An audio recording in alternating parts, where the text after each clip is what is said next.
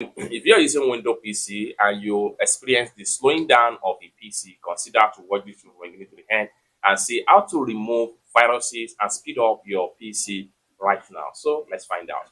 But before we dive into the tutorial, if you find the tutorial useful and you are brand new to this channel, remember click on that subscribe, turn on the notification bell for more useful tutorial like this. So with that being said, let's find out. So the very first thing you need to do is to simply come down below right here, right click on your start menu and go to settings. The next thing you need to do is to make sure you head over to update and security right here.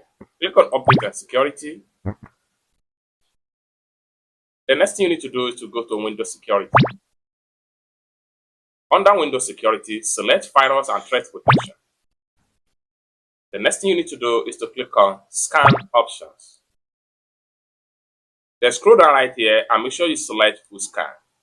Having selected full scan, simply click on scan now. So here we go. Allow the system to run the scan fully, and this will fix antiviruses on your PC and improve the PC performance without any stress. It's that simple.